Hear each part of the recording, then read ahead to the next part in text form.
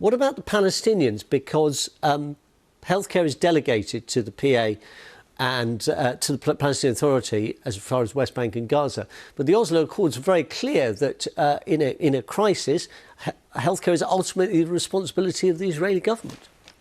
Yeah, there's been a lot of this in the press, and I think it certainly might have helped Israel on the PR front if they'd given vaccines to Palestinians. But the facts, unfortunately, don't always bear out what certain media outlets want to write about it. I think it isn't the responsibility of the Israeli government under the Oslo Accords to look after the health needs of the Palestinians. They have their own health organizations and health ministry. In fact, they didn't ask for those vaccines, certainly in the beginning.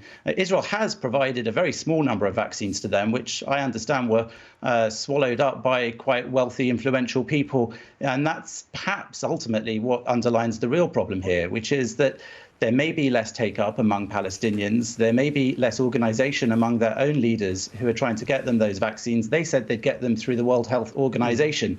And Israel, of course, like every country, wants to prioritise its own citizens. It is vaccinating Palestinian citizens of Israel along with all the other citizens of Israel in order of priority for their health needs.